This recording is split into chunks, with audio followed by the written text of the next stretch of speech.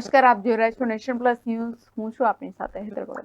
કોલકાતાની ઘટનાને લઈને તબીબોની એક ટીમે ગાંધીનગર સચિવાલય ખાતે આરોગ્ય મંત્રી ઋષિકેશ પટેલ અને મુખ્યમંત્રી ભૂપેન્દ્ર પટેલને આવેદનપત્ર આપી રજૂઆત કરી હતી. કોલકાતામાં જુનિયર મહિલા તબીબની રેપિત હત્યાના પડઘા ગાંધીનગરમાં પડ્યા છે, જેના વિરુદ્ધમાં દેશભરમાં તબીબો વિરોધ પ્રદર્શન કરી રહ્યા છે. ઇન્ડિયન મેડિકલ એસોસિએશન દ્વારા ઇમરજન્સી સેવા સિવાયની સેવા બંધ કરવાનો નિર્ણય કર્યો હતો. ત્યારે તબીબોની એક ટીમે ગાંધીનગર સચિવાલય ખાતે રજૂઆત કરી હતી.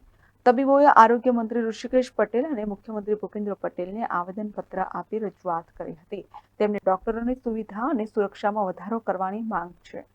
તે ઉપરાંત હોસ્પિટલોને સેફ ઝોન જાહેર કરવાની માંગ કરી છે. તો હોસ્પિટલોમાં સીસીટીવી કેમેરા વધારે અને સુરક્ષાકર્મીની વ્યવસ્થા કરવાની માંગ કરી છે.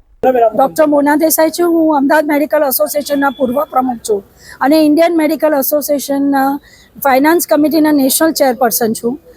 આપણે જે કલકત્તાની અંદર જે એક મહિલા તબીબની ક્રૂર હત્યા થઈ એના પછી આખા દેશભરમાં એજિટેશન થયું છે ડૉક્ટર્સનું.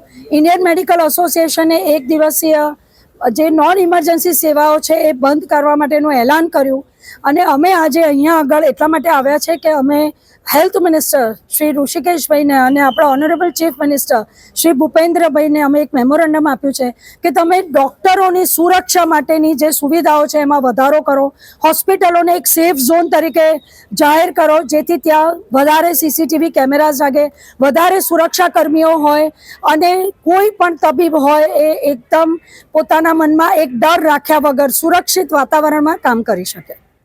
Jatin Patel, nation plus news, Gandhinagar. સમાચારોના સતત અપડેટ મેળવવા માટે અમારી નેશન પ્લસ ન્યૂઝની યુટ્યુબ ચેનલને સબસ્ક્રાઇબ કરો, બેલ આઇકન દબાવો અને જોડાયેલા રહો ફેસબુક, ઇન્સ્ટાગ્રામ અને ટ્વિટર પર.